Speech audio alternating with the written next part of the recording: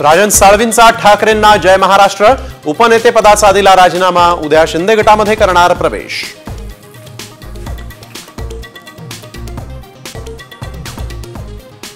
दिल्लीत शरद पवारांनी एकनाथ शिंदेंचा नाही तर महाराष्ट्राचे तुकडे करणाऱ्या अमित शहांचाच सत्कार केला, संजय राऊत यांची जोरदार टीका।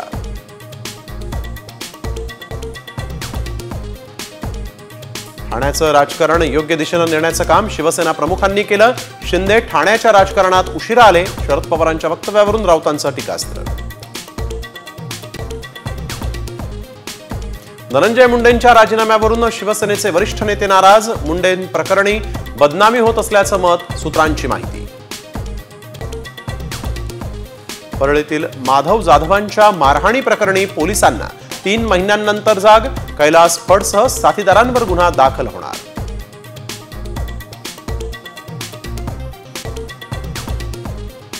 सांगलीत शाळकरी मुलं नशेच्या आहारी, शाळकरी मुलांकडून गार्डनमध्ये खुलेआम नशा, पोलीस मात्र वसुलीतच व्यस्त।